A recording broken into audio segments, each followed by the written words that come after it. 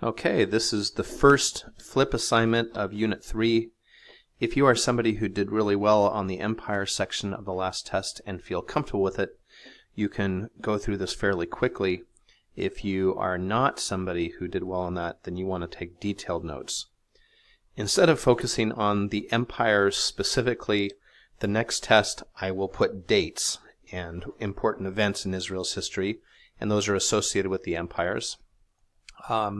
There's going to be some people mentioned on this video that you should write down in your notes, get a nice list, and leave some space to write definitions later on.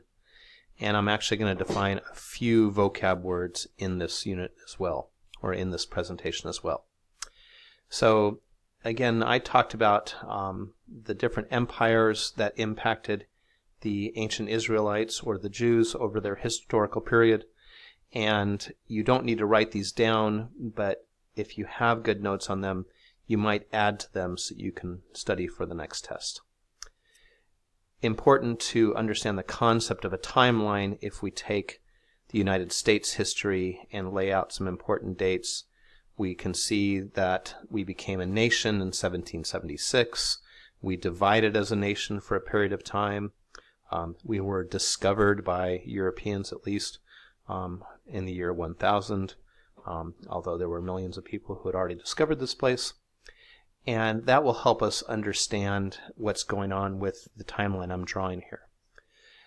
You should understand again the idea of the split that took place, that the 12 tribes that were united under Saul and David and Solomon actually divide into two separate nations for the next period of Israel's history.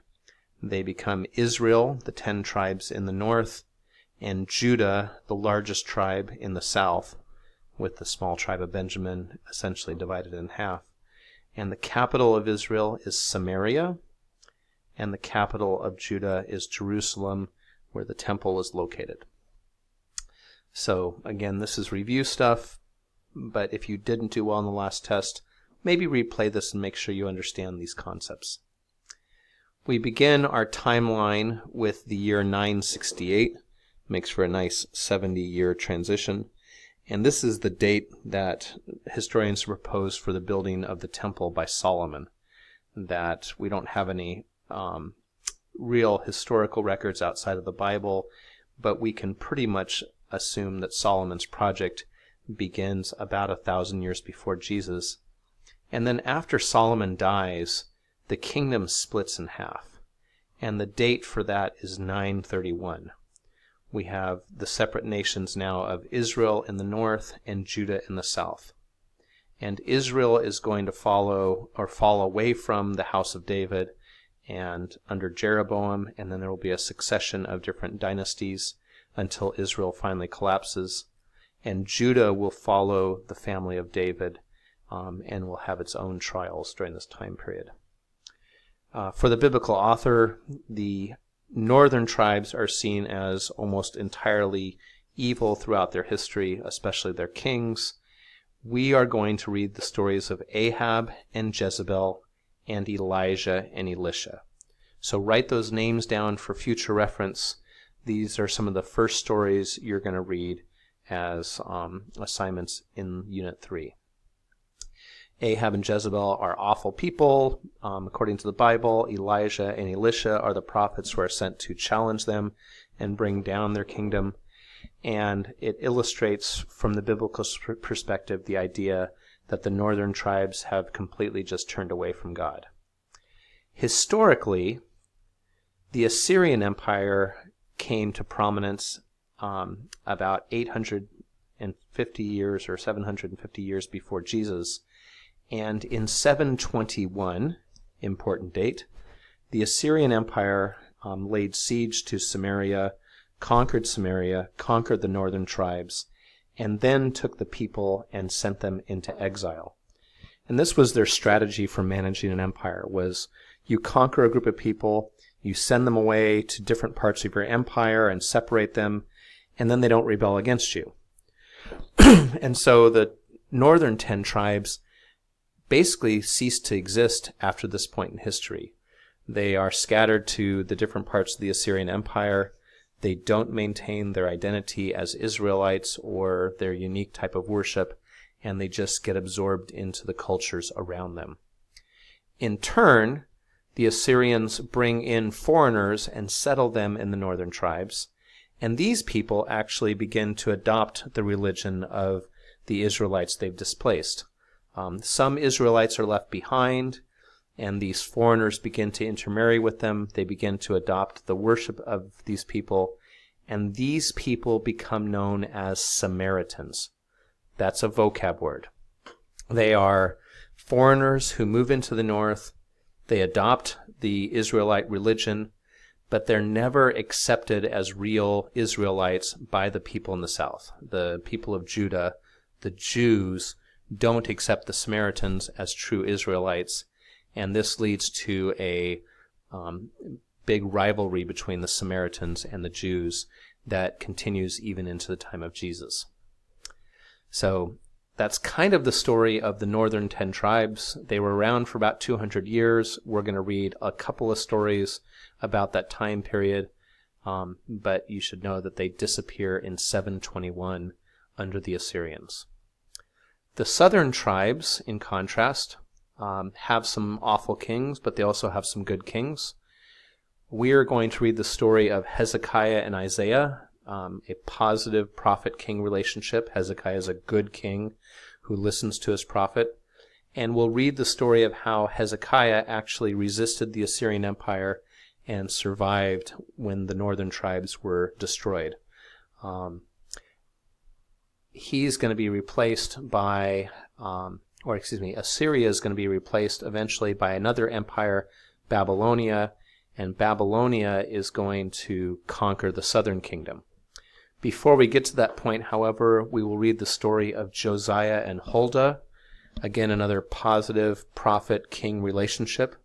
Huldah is actually a prophetess, and you should get Josiah and Huldah and Hezekiah and Isaiah written in the people section of your notes, just like you should have with Ahab and Jezebel, because you're going to get some definitions for them later on.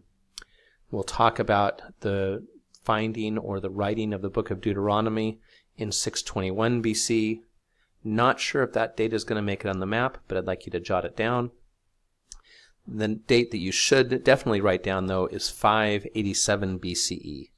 And that's when the Babylonian Empire comes in and conquers the southern kingdom, conquers Jerusalem, burns the city to the ground, burns the temple down, and sends the people into exile, just as the Assyrians did. Another vocab word for you is the word diaspora. And the word diaspora means dispersion or scattering. And it describes how the Jews who always lived in Judah and Israel begin to move into other lands and carry their religion with them. Unlike the northern tribes that disappear when they're taken into exile, the southern tribe keeps their identity. They have prophets who go into exile with them, like 2nd Isaiah and Ezekiel, who tell them to remain faithful to the covenant, and God will take care of them. God will bring them back someday.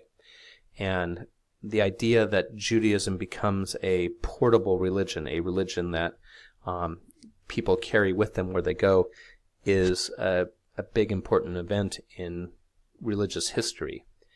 And so the Jews go into exile, they stay faithful to the covenant, they maintain their identity as Jews, hoping that somehow they'll be able to come back from exile.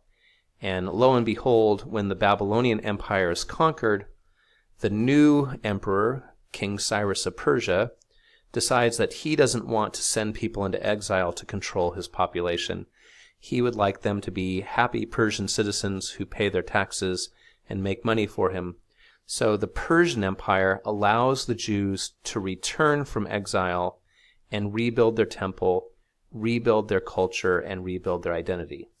So 538 is the return of the Jews from exile, and it starts kind of a golden era for the Jews under a foreign power, that they're able to reestablish their religious identity, their cultural identity, and live in relative peace for about 200 years.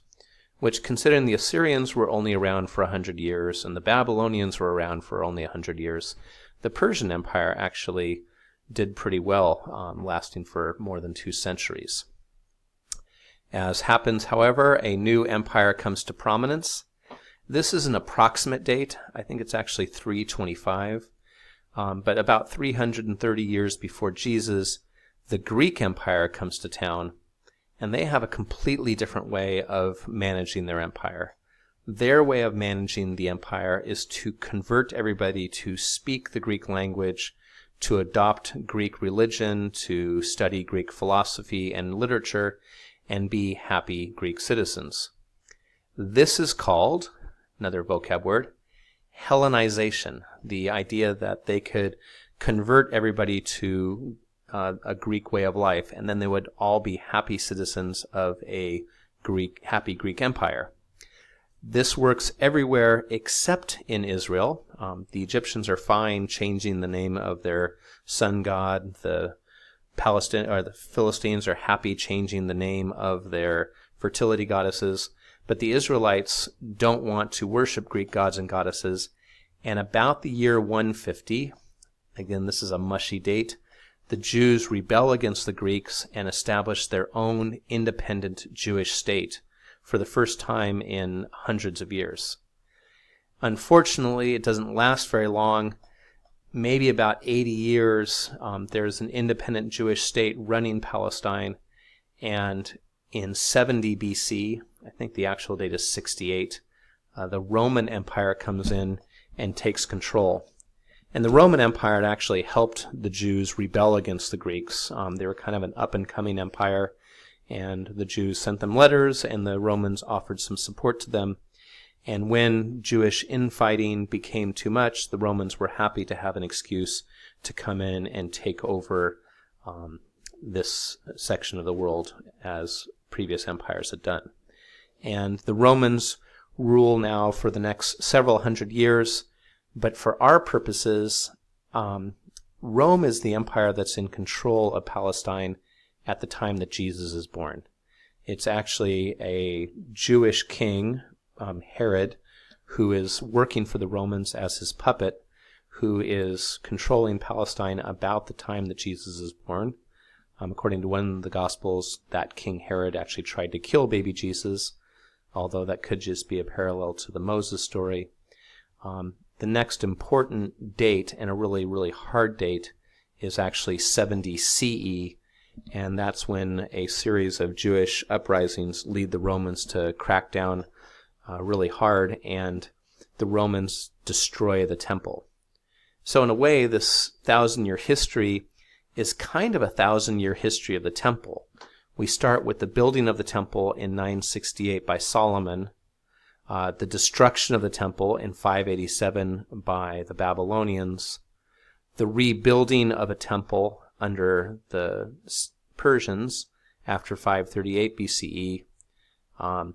Herod the Great actually helps to restore and rebuild that temple even more, and that temple is finally destroyed in the year 70 CE, and that brings an end to temple worship in Judaism. Obviously, for us at a Catholic school and a Christian school, this time period when Jesus is born is really, really important, but it's hard to understand the messianic expectations of the people at that time if one doesn't know anything about the hardships that the Jews had suffered throughout their history. If you haven't heard about who the Samaritans are, the story of the Good Samaritan doesn't really make sense. If you don't understand this idea of exile and hope for a Messiah, then understanding Jesus and how the different groups reacted to him is rather difficult. So make sure you understand these dates. I'm going to throw out here Egypt. Egypt was the empire, obviously, that put the Jews into exile or into slavery a long time ago under Moses. They were involved in different ways throughout this historical period, but to use an acronym from one of my students last year, every American boy pursues golden retrievers. Much better than what Mr. Ward is telling his students. That's it for now.